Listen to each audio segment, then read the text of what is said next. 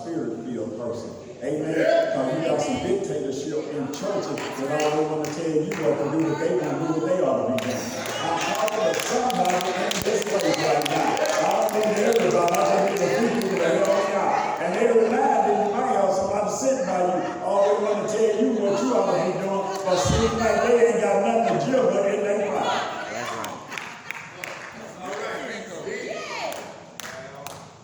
And you can't, David couldn't keep living on the past because what happened in the past was over with. He had to build a new kingdom. He couldn't keep living on what it used to be like with Saul, what it used to be like with my ex-wife, my ex-husband, my ex-boyfriend, my ex-girlfriend, my children that left and now they want me back, but they really don't want me back because they can't trust me if I come back. So I got to build up my own kingdom by myself and know God is ruling what I'm trying to build up in my life. So David knew how to build up with God all by himself. But David didn't forget about his friend. Look to your neighbor and say, don't forget your friend. Don't forget the people who got you from where you at. Listen, church, y'all got to listen real good. Now, don't forget that now. All of a sudden, you get high-minded, and you don't need nobody telling you what to do no more. See, David was a king, but he still had to live in a cave. Amen. Y'all better read your Bible. Y'all better read your Bible. See, y'all think you got to come up and then think you got to be something. All you got to do is learn how to hide in the cave and you'll be all right. So you have to treat your cave just like you'll treat your palace. God can elevate you if you don't know how to take care of the cave.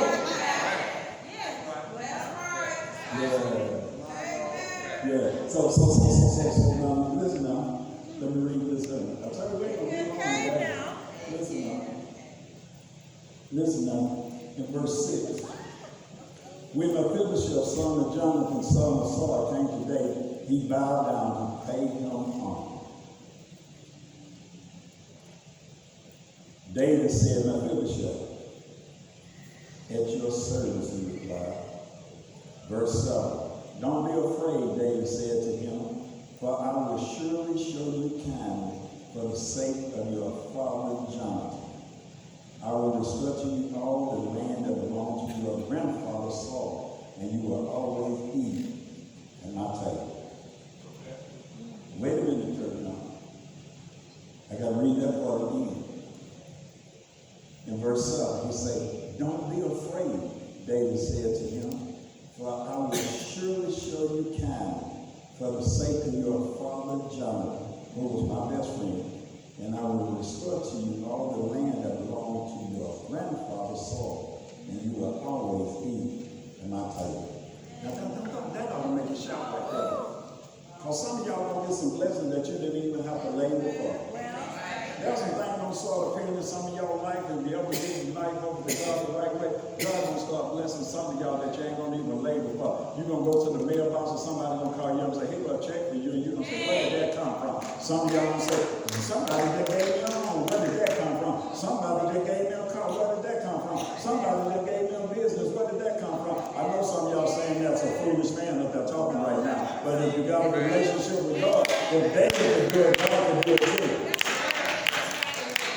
Matter of fact, I think I got some witnesses in church that know God and gave them something that they know they didn't go over the tree.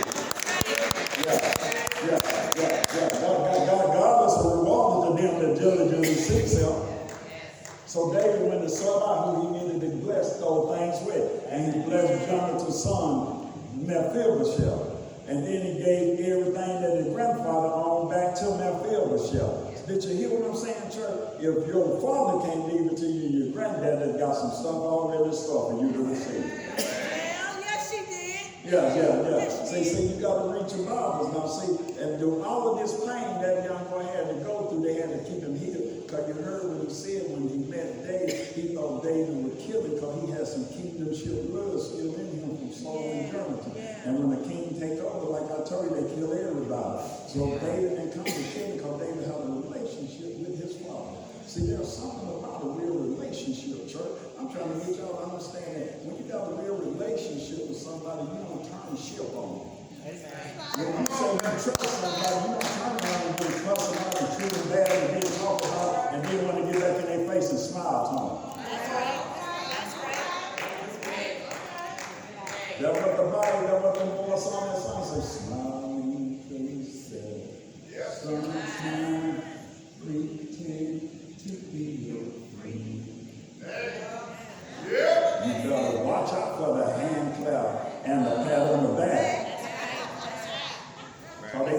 get your position. And the position they're trying to get are the people who don't have nothing, because they know God done showed them the people who don't have nothing will be the people lined up with everything. Did y'all not hear what I just said? Did you not hear what I just said? See, I may not have what you think I should have right now, but it's on this way. You just can't see that it's on this way. But the one who called me out of darkness into his marvelous light, that already showed me it's on this way. So now listen to this. I love this part of this in verse 8. Listen to this, church. He said in verse 8, now Mephibosheth bowed down and said, what is your servant that you should notice? A dead dog like me. See, some of y'all already want to be a king and a queen and a princess, and you ain't even acknowledge how dead and how doggish you really are. I'm teaching real good. He said, what you want with a dead dog like me? See, you could be in a bad predicament. You could be facing life with so much pain and so much discord and so much let down and so much hurt, so much abandonment, so much discouragement, so much fatigue and all of those things. And you can call yourself nothing but a dead dog. But you don't know God will take a dead dog and turn. Wait a minute. He can do it. Wait a minute. He's able. Say, wait a minute. Before I come there, see, some of y'all heard me tell y'all this story about this real rich man. And he was lonely. He had everything he wanted in life. And he had his chauffeur and he had the maids and all of that in his big mansion. And he was rich and he couldn't find a woman that could meet his needs. There's some when you got all of that and then you still can't find nothing that'll meet your needs. And it was a stormy night and he was riding in Buckhead and he happened to pull up on this corner. And on the corner was a silver dog on the street and it was pouring down rain. And the dog was shaking and trembling. And he told his driver, he said, pull over, I want you to pick that dog up and we're going to take him home. And you got to be careful when somebody driving the monster around, because they always want to run something, because they don't want nobody to get close to their brother. Amen. I'm teaching real good. So he said, no, I'm the one who owns this bill. Can you work for me? I want that dog to get in this limo with me. Put him in there with him, took him home, cleaned him up, washed him up. 3 weeks had passed and the butler kept saying, yeah, you watch. Once you get to feeding him and dressing him up and taking care of him, he won't run away. Yeah, that's all the butler could say. He couldn't see nothing good in the son of the dog, but the owner could. Because time the owner would come home, no woman wouldn't run and jump in his arm when he came home. No neighbor wouldn't come and greet him, but that dog would run and jump in his arm before he could even get out the car door. And that dog would love him and lay in the bed with him and not cause him a problem to it, because the dog couldn't talk back. All the dog could do was walk and wag his tail and lick the owner, and the owner just fell in love with that dog because he finally found something that he could trust. Oh, but you got the adversary always talking. That dog won't leave you so much because he ain't nothing but a dog. But there's something about when you're a dog and all of a sudden you start changing from being a dog to being a human. Amen. I don't know about you. I ain't always know how to live like a real good man. Amen. I came from some doggish lady. Y'all gotta listen, church. You gotta listen now. So the dog finally did run away. And he was gone for about 3 days. Oh, you know the butler like that. The butler said, you know how the devil do us with Jesus and God? That's how the butler do. See, I told you they ain't no good. I told you, you keep giving them time after time, they ain't gonna straighten up. They just humans. They ain't no bit of good. I'm talking to all of y'all in church. I don't care how sanctimonious you think you are. I'm talking to all of y'all in church. That was the devil. He's the accuser. He say, see, they dressed up, they do that Holy Ghost talking, that Holy Ghost praising. Some of them don't care what they're doing to him, they just in here. But I'm going to tell you, they ain't no good. And you know, God have to agree with Satan too. God have to say, you right, Satan, they are no good. The only thing saving them between me getting rid of them is Jesus. Because they're not good enough to do. You right, Satan, they're not good enough. I can't trust them as far as I can see them, and I can see them all the time. And I still can't trust them. It's just Jesus and the Holy Ghost got me where I trust. Did you hear that young lady? So you won't keep trusting him when you get the Holy Ghost in him, you can't do nothing but believe in him. So the dog was gone for 3 weeks and the owner was heartbroken. Jesus will be broken-hearted when you mess up and you turn your back on him.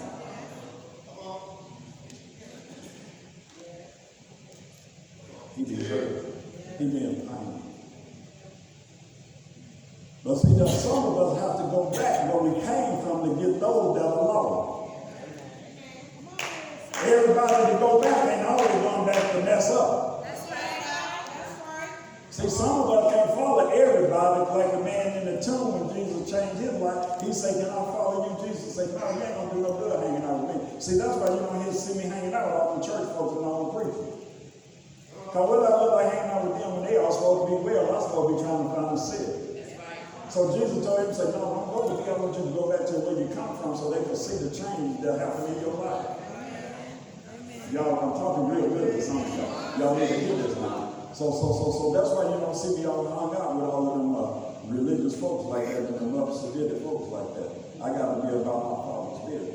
So all of a sudden, it was storming, raining again, and the dog made it back 3 feet past us and there, and the dog came back scratching at the door. And no brother said, "Oh, that's just the wind and the rain and the storm beating up against the door." And the owner say, "No, I know that scratch." Y'all ain't hearing me.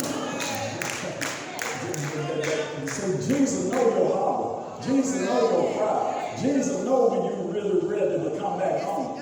And he did it 3 times. And the 3rd time, the owner got up himself and went. And he opened up the little dog door and showed up that little old sort of dog ran in there, jumped in his arm, half licked him over, run all through the house, and then came back to that door. He went out the door one time, came back in, went out the 3rd time, and came back in. And the owner said, "What do you want? He keep going in and out." And when he got out and opened up the door for real, that was a yard full of dogs. Listen, church, I'm not calling you a dog, but you ought to go out and bring others in since you say you love God and you got God in your heart and you got a mission for God to go out and bring back that which is wrong. Yeah. That's why you can tell people who really got God, because they ain't doing no kind of evangelistic work. Because if God that good to you, you ought to want to give somebody else something. Not talk about the people who have brought you into the marvelous light. Go out and bring people to the light. Yeah. That's what you say in church today. So Mephibosheth was a cripple. He acknowledged he was a dog. He wasn't no good. Because back in them days, if a man was crippled and he couldn't work, he wasn't considered nothing.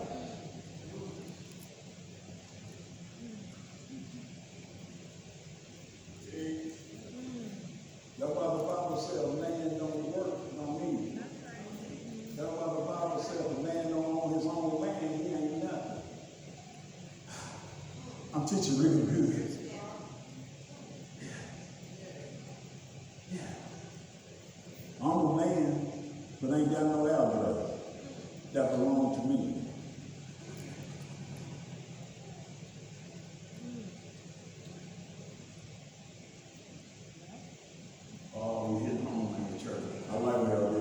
But you know what?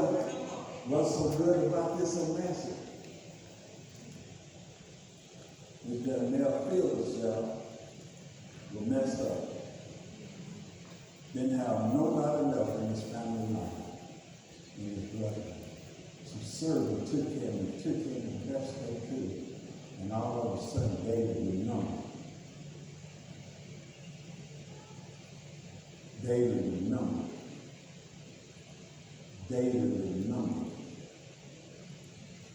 that Jonathan had a son. I don't know what situation you're in right now. I don't know what you're going through. You may be messed up. You may be confused and struggling and don't understand this part of your life, this part of your purpose, this part of your journey. But guess what God's saying to you today, prophet? I don't care.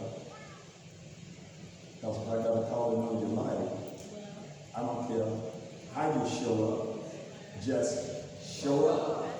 And if you read this thing right and you understand this thing right, David said at the end, and you're going to be able to come to my table. and eat with me and my family. And David had like 1922. And can you imagine all of them, Pastor Donald, sitting at that big old long king's table, and all of a sudden, Bishop Michelle, Mother Ann, they got the handsome Lord out there, and you play them cymbals for them. That is the symbol. That is the symbol. All of a sudden, you got to see somebody coming to the king's table, all messed up, invited to sit at the king's table. I know we got some whores and some pimps and some thieves and some prostitutes and some liars and some whoremongers and adulterers. And we got them all over the church. You all be glad that the king say, come to my table, just like you are. Come to my table, just like you are. And listen, church, he invited you today. Come to his table, just like you are. Come just like you are. I made some bad decisions, but I want to come to the altar right now. Come on, y'all, we're getting ready to close. You heard the message. If you ain't saved, you ought to be at the altar. But